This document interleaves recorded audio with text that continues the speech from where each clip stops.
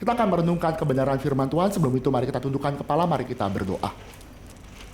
Allah Bapa kami yang bertatah dalam kerajaan surga, kami mengucap syukur sekali lagi karena Tuhan boleh memanggil kami dan berbelas kasihan kepada kami. Di sore hari ini kami boleh berkumpul bersama-sama memuji nama Tuhan. Dan sebentar lagi kami akan merenungkan kebenaran firman Tuhan. Kiranya Tuhan menolong kami semua, baik hamba-Mu yang akan memberitakan kebenaran firman Tuhan, dan juga kami masing-masing yang mendengarkan kebenaran firman Tuhan. Kiranya Tuhan pimpin, biar firman itu masuk ke dalam hati kami, sehingga membentuk hidup kami, dan kami pun boleh mengaplikasikan kebenaran firman Tuhan dalam hidup kami. Tuhan berbelas kasihilah kami, dan kiranya kami yang boleh datang ini tidak pulang dengan sia-sia, tapi firman itu yang bernilai kekal, boleh tinggal di dalam hati kami, dan kami pun bersyukur karena firman itu masih ada. Terima kasih ya Bapa, berbelas kasihilah kami, karena kami siap untuk mendengarkan firman-Mu. Di dalam nama Tuhan Yesus, Juru Selamat kami yang hidup, kami sudah berdoa. Amin.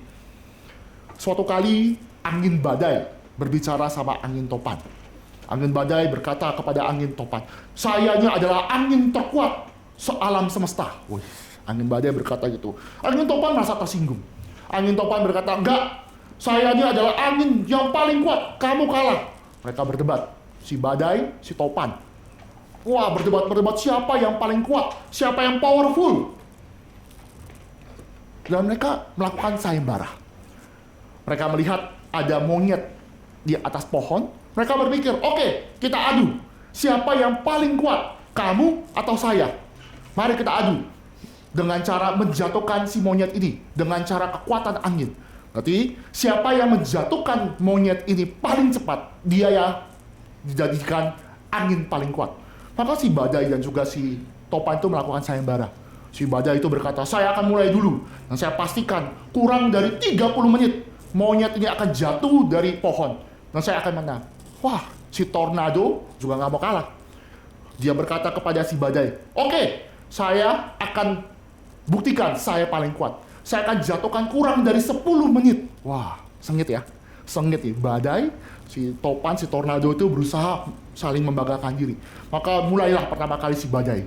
Wah, si badai ya bikin awan mendung. Wah, langsung monyet ketakutan. Ada apa ini? Tiba-tiba mendung. Terus angin mulai mentiup dengan kencang sekali. Wah, langsung monyet yang ketakutan itu langsung peluk dahan pohon yang kuat. Dia peluk. Dan akhirnya badai itu menghembuskan angin yang sangat kuat, sangat kuat. 1 menit, 2 menit, 3 menit. Si monyet makin kuat, makin kuat. Akhirnya apa? Tidak jatuh. 30 menit berlalu, tetap tidak jatuh. Wah, si tornado tertawa. Hahaha, kan sudah kubilang, kamu 30 menit tidak mungkin, apalagi menjatuhkan.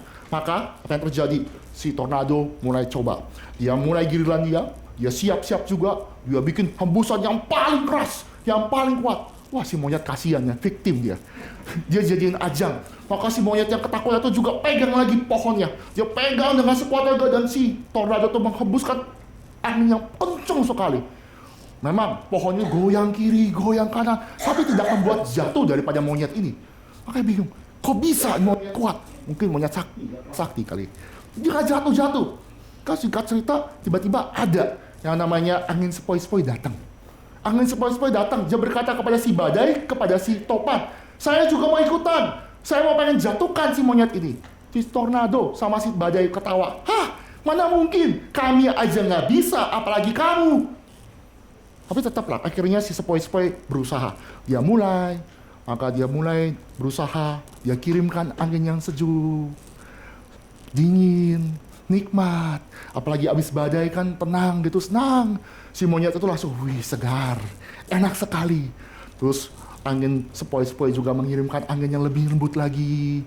Akhirnya matanya mulai naik, turun, mulai mengantuk dia. Terus ditiup lagi dengan lebih gentle. Akhirnya monyet itu ketiduran. Ketika ketiduran, ditiup pelan-pelan lagi, akhirnya monyet itu jatuh. Bapak Ibu, ini suatu cerita ya. Suatu cerita. Ternyata ketika suasana baik, tentram, baik-baik saja, bukan berarti tidak ada krisis. Bukankah si iblis itu seperti singa yang mengaum-ngaum? Dia mencari celah untuk menjatuhkan kita. Di masa sulit, mungkin kita berpegang sama Tuhan, kita tidak jatuh. Tapi hati-hati, di masa damai, juga jangan-jangan kita melupakan Tuhan dan meninggalkan Tuhan. Karena merasa baik-baik saja, dan karena jatuh. Maka kita akan lihat krisis daripada umat Tuhan. Itu bukan terjadi di tengah-tengah yang namanya kondisi perang, tetapi di dalam Yosua pasal 22 yang kita akan baca bersama-sama, itu adalah kondisi di mana Tuhan menganugerahkan ketentraman, tapi ada krisis, ada gejolak yang terjadi. Dan lebih lagi, kita akan belajar bagaimana umat Tuhan menyelesaikan krisis ini. Mari kita membuka Yosua pasal 22. Kita akan membaca secara bergantian ayat ke-9 sampai kepada 20. Kita akan melanjutkan ayat-ayat berikutnya di dalam eksposisi, nanti di dalam poin-poin berikutnya. Saya ayat 9, Bapak Ibu ayat 10, demikian sampai kepada 20, Yosua pasal 22, ayat 9 sampai 20. Maka pulanglah Bani Ruben, Bani Gad, dan suku Manasye yang setengah itu. Dan mereka pergi meninggalkan orang Israel keluar dari Silo di tanah Kanaan untuk pergi ke tanah Gilead, tanah milik mereka yang didiami mereka sesuai dengan titah Tuhan dengan perantaran Musa. Ayat 10, Bapak Ibu.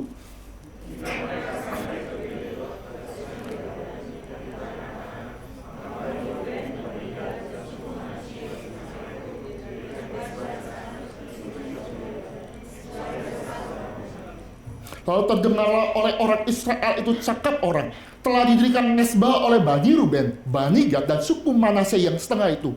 Mezbah yang menghadap ke tanah Kanaan di Gelilot, pada sungai Yordan di sebelah wilayah orang Israel.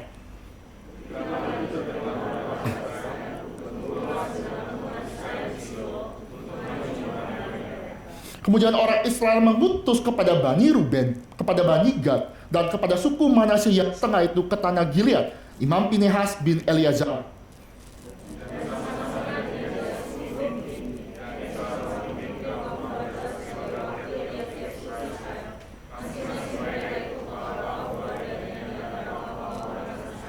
Setelah mereka sampai kepada Bani Ruben, kepada Bani Gad, dan kepada suku Manasye yang setengah itu di tanah Gilead, berkatalah mereka kepada orang-orang itu demikian.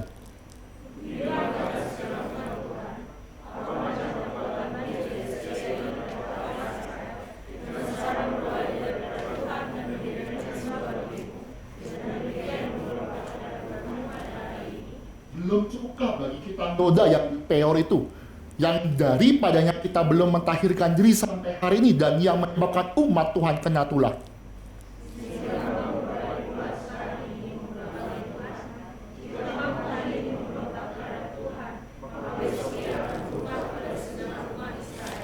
Akan tetapi jika sekiranya tanah milikmu itu najis, marilah menyeberang ke tanah milik Tuhan, tempat kedudukan kemah suci Tuhan, dan menetaplah di tengah-tengah kami.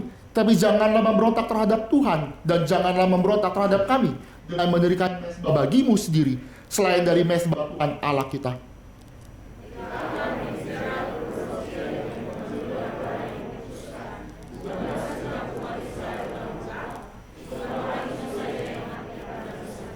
Bapak Ibu, di dalam ayat 9 sampai 20 ada krisis. Krisis apa? Bahwa dua setengah suku itu sudah pulang ke kampung halaman, ke seberang sungai Yordan. Jadi Bapak Ibu bisa gambarkan kalau misalkan di tanah Israel itu ya, itu tengah-tengahnya itu ada sungai Yordan.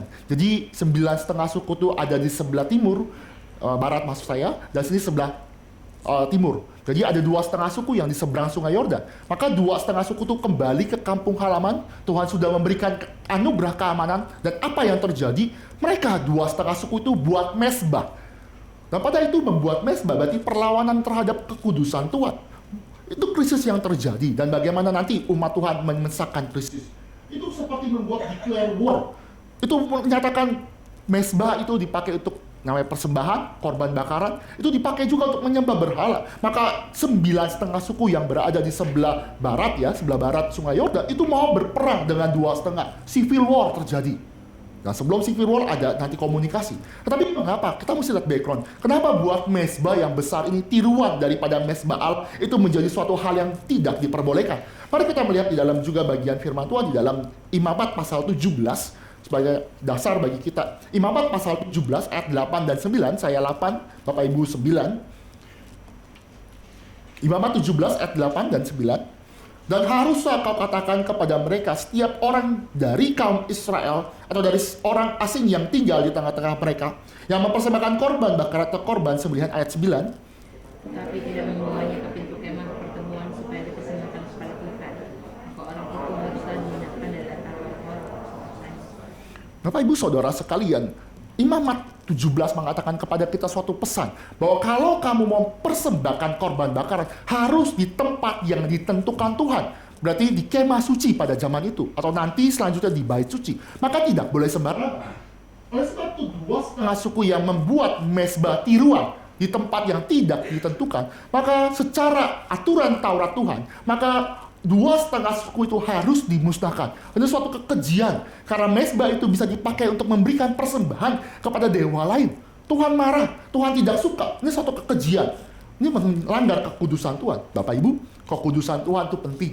Allah itu kudus karena esensinya kudus. Tidak ada yang seperti Dia. Kekudusannya tiada tara. Dia adalah Allah yang bertindak kudus, bertindak benar sesuai dengan kekudusan. Barang siapa yang melanggar kekudusan akan dihukum. Itu yang terjadi.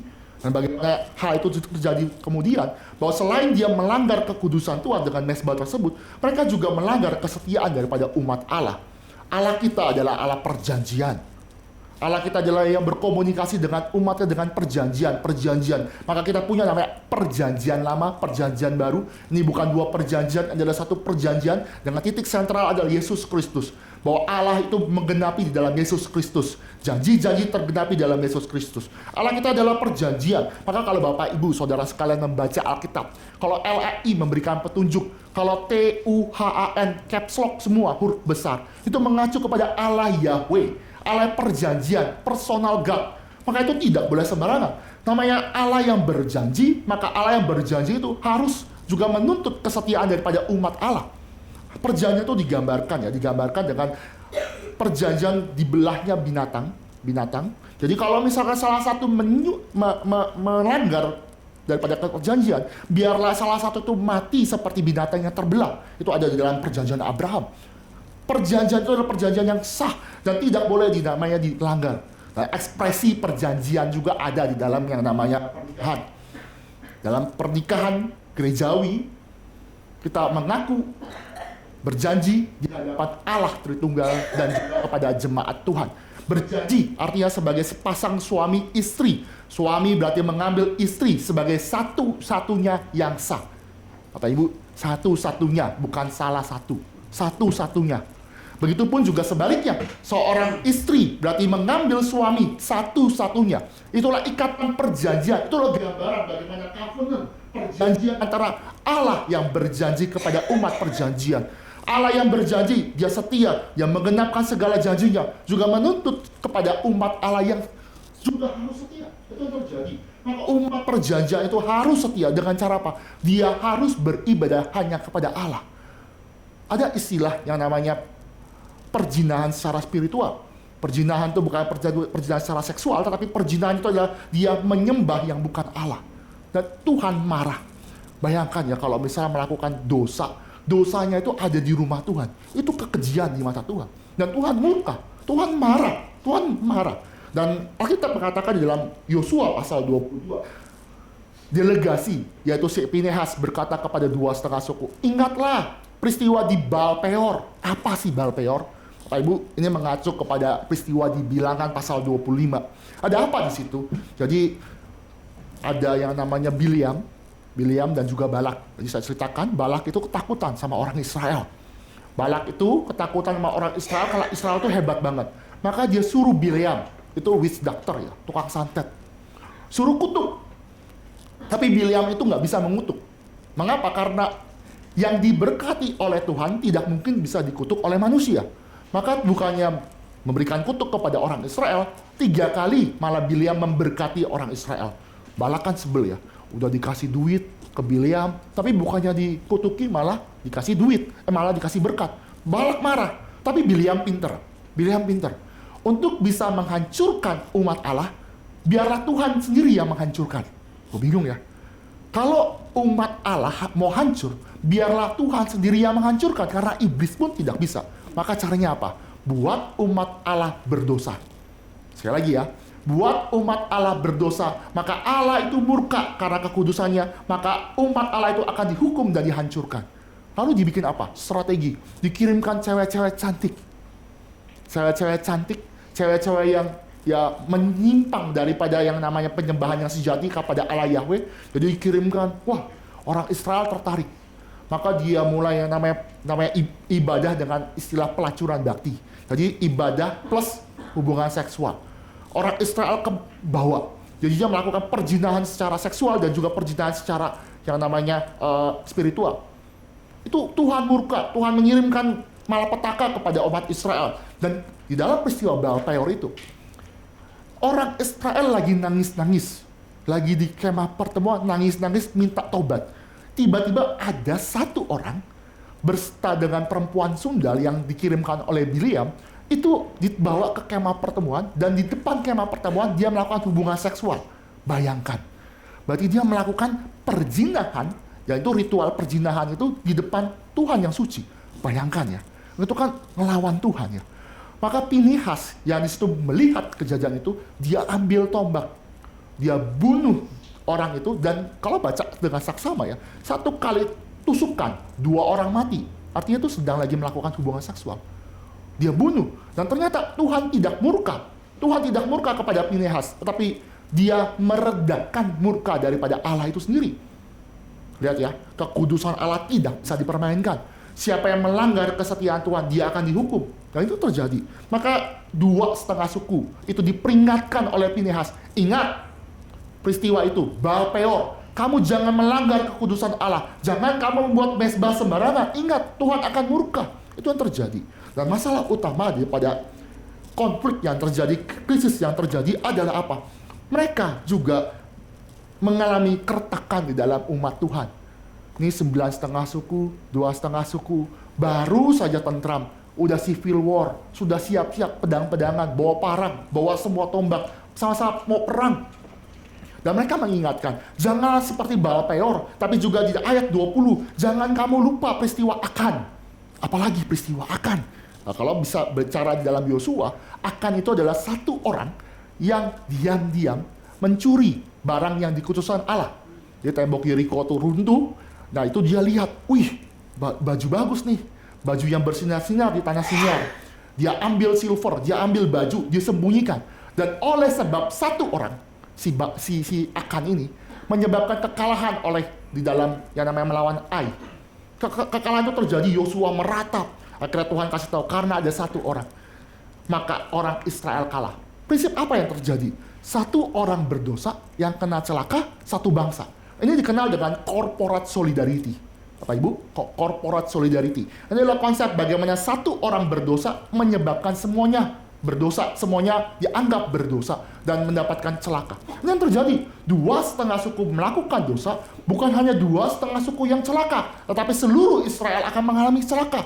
Maka salah satu caranya harus 2,5 suku ini harus dimusnahkan supaya menjaga keutuhan daripada Israel. Oh, masalahnya kan berat juga ya. Akan itu konsep daripada corporate solidarity, kita harus mengerti bagaimana. Ini konsep sebenarnya juga ada di dalam budaya kita ya. Sebelum kita masuk ke dalam budaya kita, contohnya di dalam kitab Raja Raja. Kalau Bapak Ibu sedang membaca renungan harian tuh sampai ke dalam kitab Raja Raja. Kitab Raja Raja juga punya konsep corporate solidarity. Bagaimana? Kitab Raja Raja ketika raja baru pasti dimulai dengan raja ini baik di mata Tuhan. Dia itu baik, benar di mata Tuhan. Kalau summary-nya itu benar di mata Tuhan dan benar di mata Tuhan, itu pasti semuanya diberkati.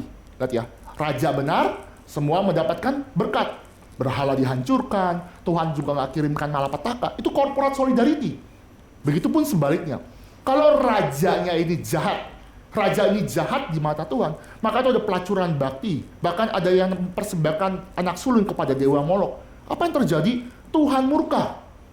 Karena satu raja yang jahat, maka Tuhan kirimkan Asyur lah, Babilonia menyerang Israel. Itu terjadi corporate solidarity. Dan pada budaya ini juga sama lah ya. Sama bagaimana? Kalau Bapak Ibu salah pilih pemimpin, pasti kan juga pengaruh ke kita ya. Pasti.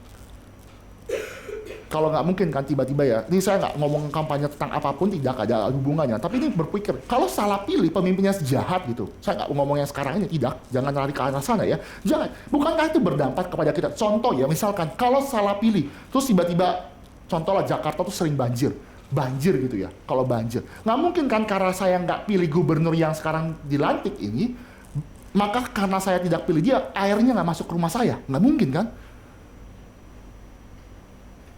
Atau mungkin polusi ya, polusi kan lagi marak ya, polusi. Nggak mungkin kan ya polusi lihat, ih kamu pemilih siapa ya? Oh kalau kamu pilih yang ini, polusinya nggak masuk ke rumah.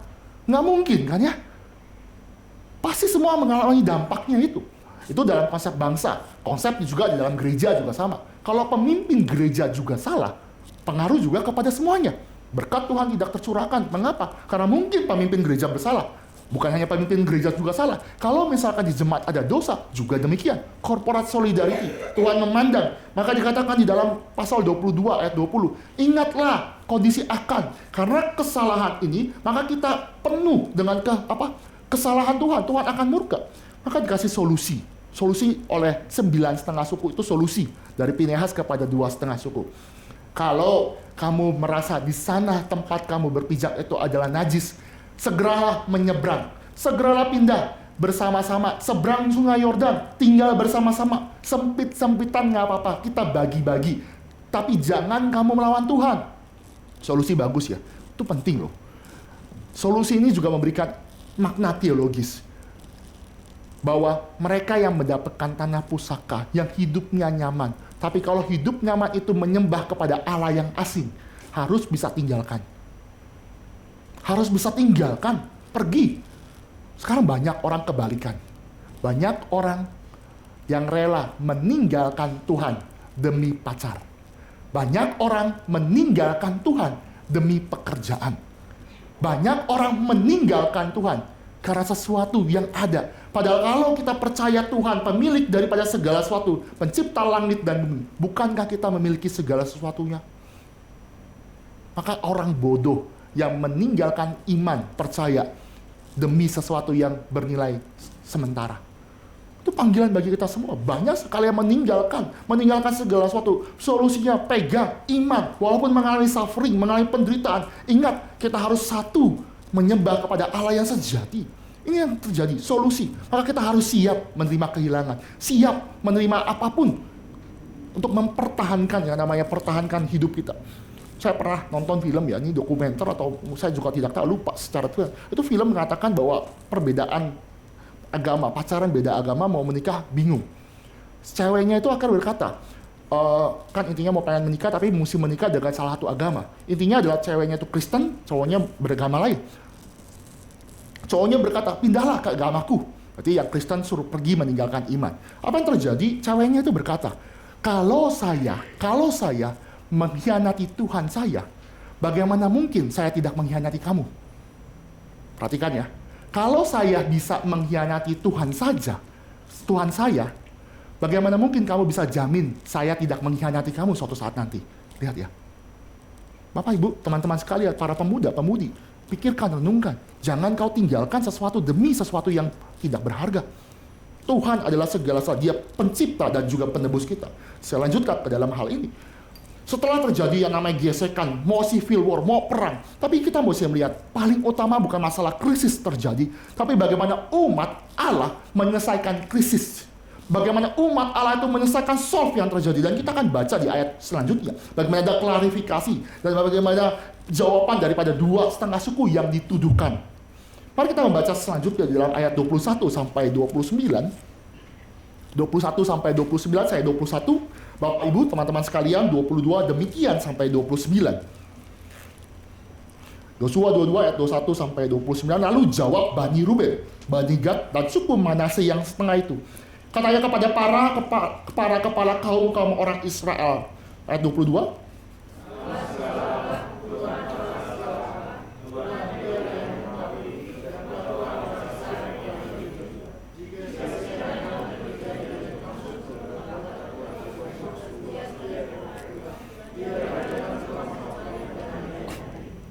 Jika sekiranya kami mendirikan mezbah untuk berbalik daripada Tuhan, untuk mempersembahkan korban bakaran dan korban sajian di atasnya serta korban bakaran di atasnya, biarlah Tuhan sendiri yang menuntut balas terhadap kami.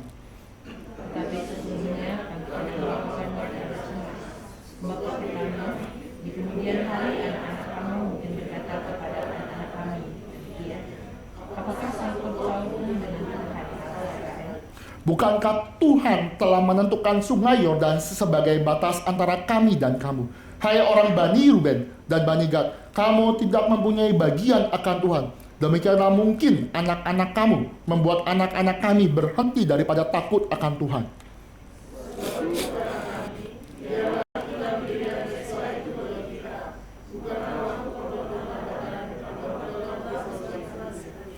Tapi supaya mezbah itu menjadi saksi antara kami dan kamu, antara keturunan kita kemudian, bahwa kami tetap beribadah kepada Tuhan di hadapannya dengan korban bakaran, korban sembelihan, dan korban keselamatan kami.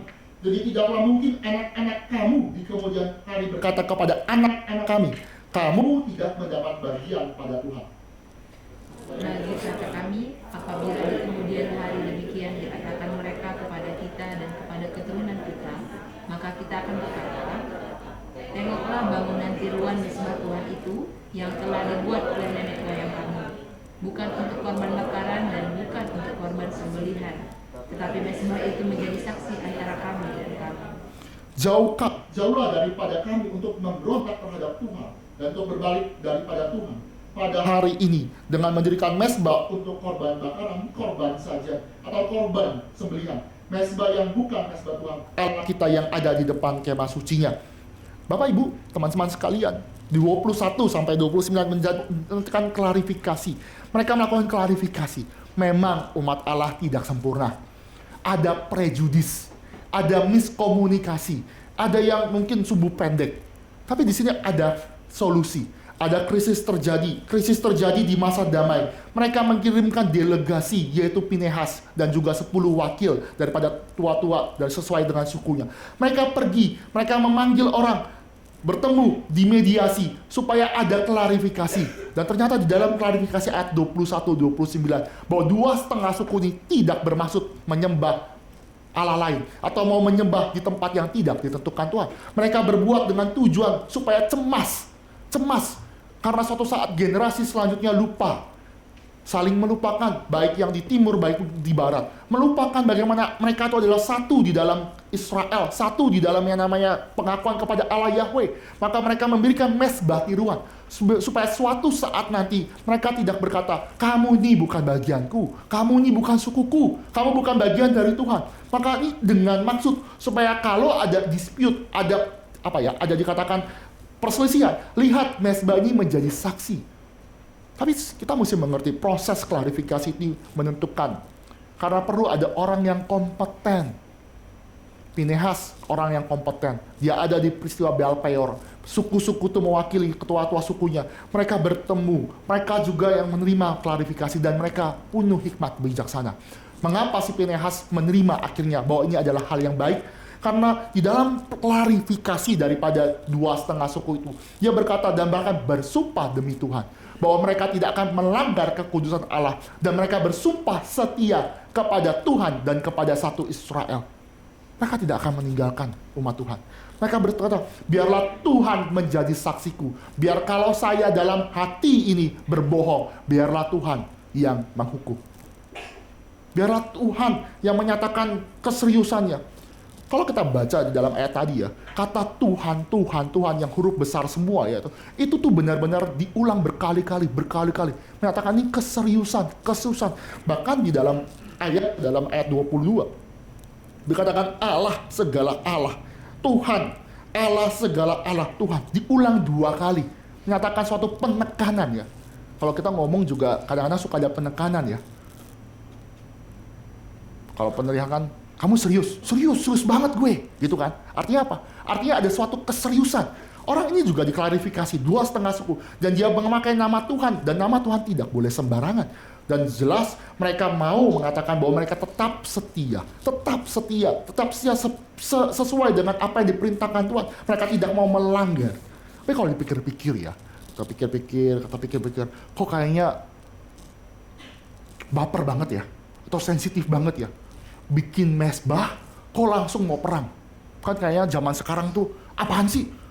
Bikin mezbah kok langsung perang, kayak civil war, kayak lebay banget. Tapi Bapak Ibu, teman-teman sekalian, ini adalah yang penting. Berhala adalah sesuatu yang serius di mata Tuhan. Penyembahan berhala dari zaman dulu sampai sekarang pun adalah masalah serius. Tuhan Yesus pernah berkata dalam pelayanan dia, di dalam inkarnasinya dia. Dia berkata, hendaklah yang bertelinga mendengar, biarlah yang melihat bisa melihat. Itu dalam konteks penyembahan berhala. Sepanjang zaman itu banyak penyembahan berhala. Si berhala itu menjadi sesuatu yang serius ya. Masalah serius. Karena berhala itu sebenarnya sesuatu yang baik. Loh, apa maksudnya nih? Pak Peter, berhala itu sesuatu yang baik. Perhatikan kata-kata saya, berhala itu pada mulanya itu sesuatu yang baik, sesuatu yang murni, sesuatu yang indah, sesuatu yang mengagumkan. Dan itu berasal dari Tuhan. Bapak Ibu nggak pernah ya menyembah, maaf, tai. Nggak mungkin kan? Karena itu kotor. Tapi berhala itu adalah sesuatu yang indah, yang berasal daripada Tuhan. Sesuatu yang murni berasal dari Tuhan. Itu apapun. Tetapi berhala itu menjadi berhala ketika sesuatu yang murni, sesuatu yang indah, sesuatu yang baik itu menggeser Tuhan. Menggeser Tuhan daripada tempat seharusnya. Bisa apapun. Dari gereja kita yang banyak pelayanan, bisa jadi pelayanan menggeser Tuhan. Kita lebih pentingkan pelayanan daripada jelas kasihan daripada Tuhan. Begitupun juga dalam pekerjaan. Kita punya pekerjaan tuh puji Tuhan ya, baik. Kecuali pekerjaan yang jahat ya, saya tidak ke arah sana. Pekerjaan itu baik dari Tuhan. Tapi kalau pekerjaan itu menyebabkan kita tidak pernah beribadah, bersyukur kepada Tuhan dan menggeser Tuhan, maka itu menjadi berhala. Begitupun pacar, begitupun teman, sahabat, perkuliahan, apapun. Teman-teman bisa name it, semua nama-nama. Sesuatu yang baik yang Tuhan berikan, bahkan anak sekalipun. Kalau anak sakit, Pa, Ma, sakit nih, pilek, batuk. Nggak usah ke gereja ya. Bagi saya, ya Thea dan Tania, selama itu masih kalau nggak menular parah ya, saya tetap ajak dia sekolah minggu dan bergereja. Mengapa? Karena itu yang paling utama, itu yang paling esensi. Jangan seperti orang tua, misalkan, batuk ya, besok ujian, besok ulangan. Boleh ya izin nggak ke gereja? Salah satu hal yang tidak baik. Mengapa? Kalau yang paling utama adalah kita mengenal siapa Allah. Perjuangkanlah anak itu supaya beribadah. Jangan memberhalakan yang namanya ujian, memberhalakan namanya anak sehingga kemauannya itu dituruti. Itulah menggeser. Sesuatu yang agung, yang indah itu punya potensi menggeser Tuhan. Lalu posisi Tuhan di mana? Posisi Tuhan itu di mana sih? Posisi Tuhan itu adalah pusat dari segalanya, pusat daripada hidup kita. Tuhan itu bukan di nomor satu. Wah, apalagi nih Pak Peter. Tuhan tuh di nomor satu udah bagus dong. Bapak Ibu kita ngelihat bahwa Tuhan tuh bukan di dalam kategori skala prioritas. Skala prioritas mungkin orang menjawab yang pertama itu Tuhan. Apalagi kalau gereja reform yang sering ibadah di sini, nomor satu tuh Tuhan. Kan keren ya, biar nggak dikatain najis atau apa, nggak tahu lah ya jokesnya itu. Oke, Tuhan, apa Tuhan? Nomor dua ya keluarga, istri, suami. Nomor dua keluarga. Nomor tiga ya mungkin pekerjaan. Kan kesan rohani ya. Tapi saya katakan itu salah. Bapak Ibu kalau namanya skala prioritas ya, nomor satu kalau udah dikerjakan, pasti nomor satu dilupakan, betul ya? Lanjut ke nomor dua. Contoh, nomor satu tuh ibadah. Maka saya datang hari Minggu pagi-pagi saya beribadah, setelah lewat jam 10 saya pulang. Saya tidak lagi ingat Tuhan. Itu bukan konsep yang benar. Tuhan mau dia bertahta. Artinya ketika Bapak Ibu ada di gereja, dia bertahta. Kalau kita ada di dalam rumah, maka dia bertahta. Dia pusat dari segala sesuatu. Kalau kita bekerja hari Senin sampai Jumat, maka Allah itu bertahta. Dia pusat daripada segala sesuatu. Ketika kita berkuliahan, ketika berteman dan pacaran, atau apapun itu, Allah itu adalah Allah yang bertahta. Dan dia akan terus menyatakan, ini loh, aku loh yang harus dipersembahkan. Saya loh yang harus yang dipuji. Itulah. Kita nggak bisa berkata Yesus itu nomor satu. Betul nomor satu, betul. Tapi kita harus tahu ketika dia nomor satu, dia Tuhan yang bertata atas seluruh hidup. Itu menjadi panggilan bagi kita semua. Ketika di dalam hidup kita ada berhala, sesuatu yang menggeser, balik, bertobat, buang. Ingat kembali kepada Tuhan. Ingat segala sesuatu yang bisa menggeser kepada Tuhan. Itu berpotensi menjadi berhala. Maka ketika itu ada sensitif, sesuatu yang berhala, segera putuskan, balik arah. Memang kalau dipikir-pikir satu-satunya cara adalah balik arah. Metanoia bukan berbicara tentang toko buku Bapak Ibu. Metanoia itu berbalik arah. Dalam salah satu Herman Soderhost waktu Revo 500 dia berkhotbah tentang theology of shift, putar balik, U-turn. Berkata satu-satunya kalau kita berdosa, kita melawan Tuhan, kita ada berhala. Satu-satunya kita buang berhala dan putar balik kembali kepada Tuhan. Itu satu-satunya cara. Satu kali ya saya juga cerita di teman-teman di RSC kemarin, hari Jumat, satu kali saya pernah mencari vaksin booster. Bapak Ibu pernah ya mengalami seperti vaksin booster, berarti vaksin ketiga di zaman COVID. Yalah ya. Biasanya kan vaksin booster itu cari-cari tuh. Kalau awalnya AstraZeneca ya, itu lanjutannya mesti apa? Saya lupa ya tiba-tiba. Terus kalau misalkan yang bagus tuh yang versi apa? Jadi itu saling nguber-nguber. Di sini ada Sinovac, yang di sini apa? Pokoknya cari-cari. Singkat cerita saya dari aplikasi Peduli Lindungi, apa yang terjadi? Saya cari. Dan kebetulan deket di dalam Kemayoran, RMCI. Sebelah RMCI itu ada GCC. Yaitu boosternya itu bisa pilih yang mana. Kan saya udah dapat yang bagus, pertahankan yang bagus. Kan kita browsing yang paling kuat yang mana. Ya oke, saya naik motor, ya rumah saya nggak jauh dari Kemayoran, saya naik motor pergi ke Kemayoran menuju GCC, sebelahnya RMCI. Bapak Ibu bayangkan RMCI. Nah ketika sampai situ saya kelewatan pintu pertama, saya kelewatan karena emang nggak sadar ketutupan. Jadi saya pikir, kan GCC panjang pasti ada pintu kedua atau pintu ketiga. Maka saya pikir ya sudah, saya jalan berharap ada pintu yang dibuka. Tapi biasanya ya, yang masa pandemi, pintu yang dibuka cuma satu. Klaster pun begitu, semua ditutupin cuma satu. Makanya saya bilang, wah celaka nih. Ini kan Kemayoran kalau salah jalan tuh putar balik jauh juga ya. Udahlah, saya berpikir mungkin gerbang sini tutup, gerbang depannya mungkin buka. Saya jalan terus nggak ada buka. Saya galau, ini putar balik atau enggak ya? Oh enggak, tenang. Kan saya naik motor bisa dapat jalan tikus minta bisa balik masuk ke GCC. Saya berpikir demikian. Udahlah, nanti aja putar balik ya, pelan-pelan ketemu jalan tikus. Jadi pelan-pelan nyusurin, tau nggak Bapak Ibu? Sampai ujung nggak ketemu, sampai mau masuk tol, ya tentu motor nggak bisa masuk tol. Maka satu-satunya putar balik. Akhirnya saya mau putar balik. Saya rugi waktu 1 jam.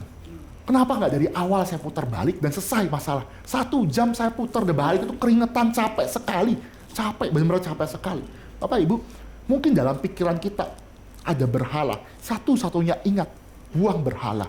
Putar balik, itu satu-satunya. Jangan kita berpikir, nanti ada cara lain. Dipikir, nanti kalau sudah dewasa saya buang berhala, saya buang segala sesuatu. Sekarang saya masih pacaran, saya masih oke, saya masih suka dengan ini. Bapak Ibu, saudara sekalian, tinggalkan, putar balik, metanoia, berbalik kepada Tuhan. Dan mintalah pertolongan daripada Allah Roh Kudus untuk membuat kita balik. Saya cuma salah masuk pintu, salah jalan tuh rugi 1 jam. Kalau Bapak Ibu ya, salah juru selamat, tanda kutip pilih juru selamat, tentu Tuhan memilih kita, itu bukan hitungannya waktu, kekekalan. Itu kekekalan. Makanya menjadi dorongan bagi kita. Tuhan minta kita balik, tinggalkan segala sesuatu berhala, balik kepada Tuhan. Dia bertahta dalam seluruh hidup. Yesus itu adalah juru selamat satu-satunya dan Tuhan. Dia tidak mau ada yang lain. Dia tidak mau ada yang menyaingi dia. Dia tidak mau jadi nomor 1, nomor 2, tapi dia mau jadi pusat dari hidup kita. Saya melanjutkan dalam eksposisi selanjutnya, bahwa dikatakan ada yang namanya kesatuan Allah yang akhirnya terjaga.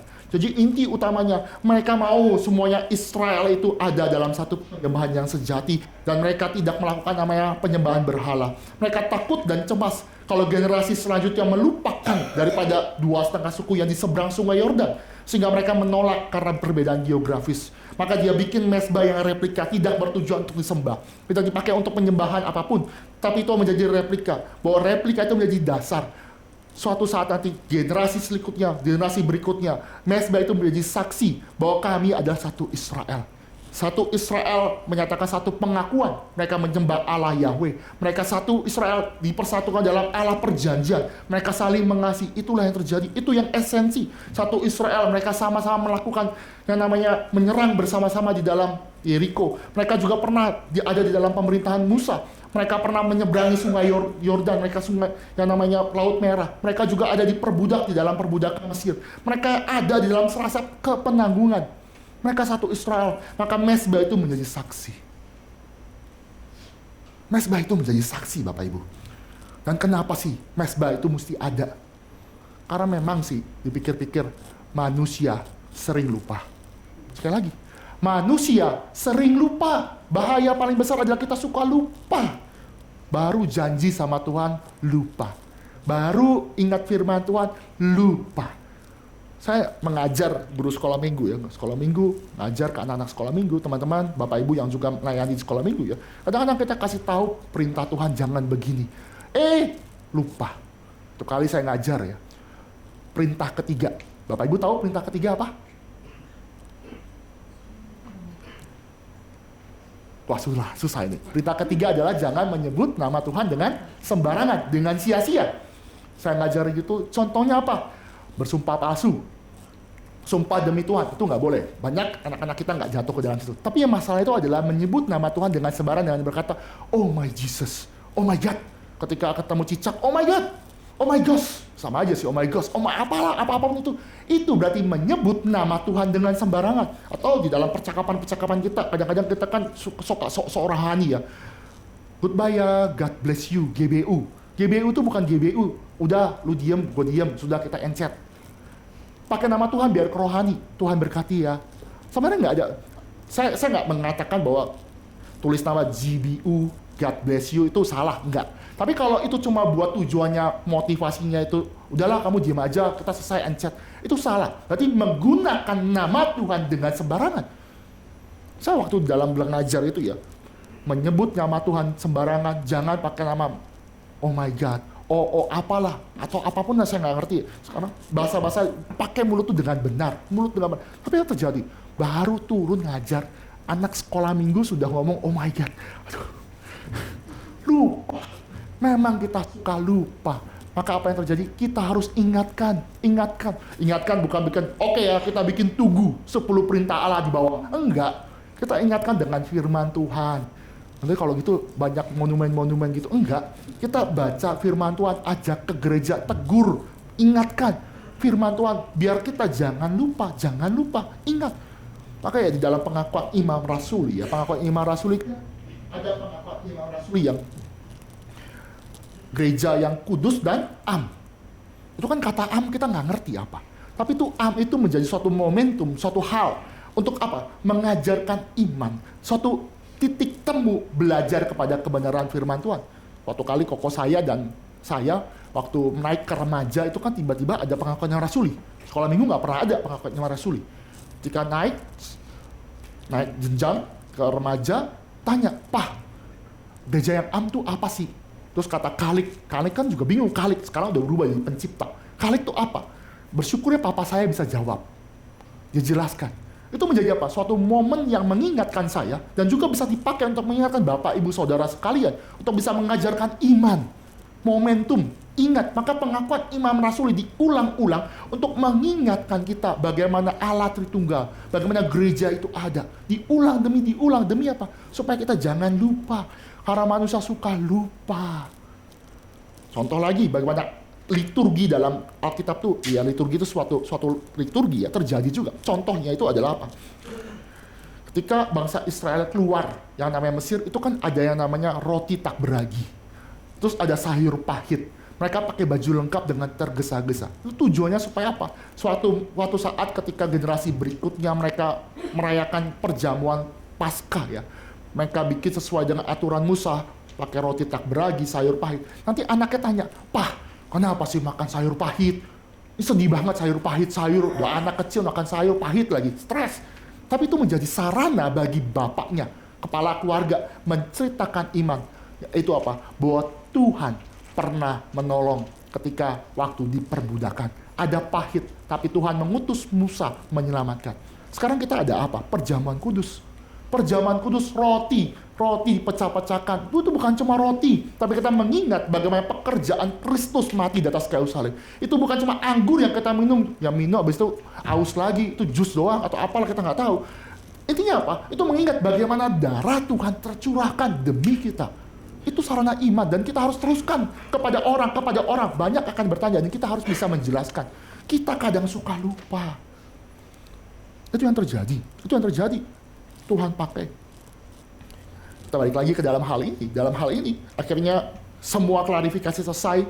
Intinya di dalam ayat-ayat terlanjutnya kita tidak perlu baca lagi bahwa akhirnya Pinehas pulang, selesai solve masalah, pulang, 2,5 suku pun akhirnya mengerti tidak ada civil war karena saksi itu adalah saksi yang Mesbah itu sebagai saksi. Umat Allah memang sekali lagi ya, umat Allah mungkin ada miskomunikasi, ada judgmental. Kita nih ada mungkin prejudis, kok dia pakai baju ini ya, kok dia pakai bajunya tuh ke gereja pakai celana pendek, nggak menghargai Tuhan.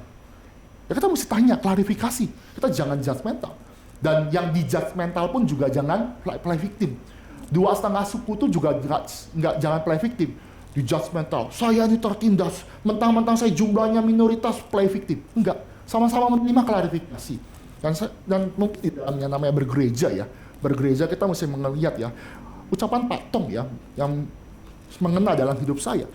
Pak Tong berkata, sesuatu yang absolut, yang mutlak jangan direlatifkan, yang relatif jangan dimutlakan. Itu juga berlaku di dalam yang namanya ibadah kita. Sesuatu yang mutlak yaitu bagaimana penyembahan yang benar, bagaimana kekudusan Allah, firman Tuhan diberitakan, Yesus sebagai Tuhan juru selamat, Allah Tritunggal, itu esensi dan kita harus absolut, tidak bisa direlatifkan. Tetapi sesuatu yang minor seperti yang relatif, bagaimana beribadah dengan pakaian apa, itu kita ya tentu sopan ya, tentu sopan.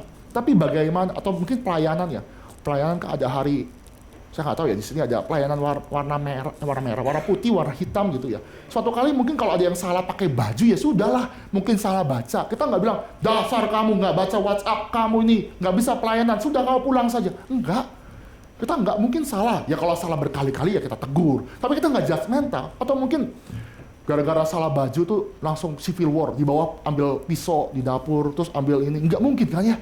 Atau mungkin gini ya, ini sekarang lagi nanya-nanya, ada yang nanya ke saya, Pak Peter, itu votum yang benar gimana sih? Di dalam nama Allah Tritunggal kan Bapa, Putra, Roh Kudus, atau Allah Bapa, Allah Putra, Allah Roh Kudus. Ada perbedaan ya. Yang pertama itu dalam nama Allah Tritunggal, yaitu Bapa, Putra, dan Roh Kudus. Atau dalam nama Allah Tritunggal, Allah Bapa, Allah Anak, Allah Roh Kudus. Mungkin ada 3 versi. Allah Tritunggal, Allah Bapa, Allah Anak, yaitu Tuhan Yesus Kristus, dan Allah Roh Kudus, 3 versi. Tanya ke saya, yang benar yang mana? Susah ya. Bener lah, kalau sebenarnya Allah Tritunggal, Allah Bapa, Allah Anak, Allah Roh Kudus, jangan dibalik-balik ya. Urutannya tuh esensi. Yang pertama Allah Bapa, yang kedua Allah Anak, yang ketiga Allah Roh Kudus, tidak bisa dibalik. Tapi kalau dia sama-sama Allah Tritunggal, sudahlah. Nggak mungkin kita langsung bacok-bacokkan, langsung dibawa, kamu penganut apa? Coba votum dulu, votum. Kalau votumnya salah, ayo kita selesaikan. Atau juga di dalam kelas Pak Billy waktu itu pernah ada pertanyaan, votumnya ditutup pakai amin atau enggak? Kan votum kan amin atau enggak, langsung habis itu berantem. Susah ya kalau gereja itu sesuatu yang kecil yang relatif itu yang ini berantem. Atau saya pernah dengar kasus pengakuan Imam Rasuli, kebangkitan tubuh, kebangkitan daging, kebangkitan orang mati, terus gara-gara itu berantem. Iblis ketawa. Iblis bahagia, bagus. Ya emang betul, sesuatu yang nggak perlu sampai kita berantem ya sudahlah, kita jelaskan, klarifikasi. Sesuatu yang tidak esensi tidak perlu. Atau contohnya lagi adalah doa itu ditutup dengan doa Bapa kami atau tidak. Ya sudah, mau ditutup pakai doa Bapa kami atau enggak kurang rohani.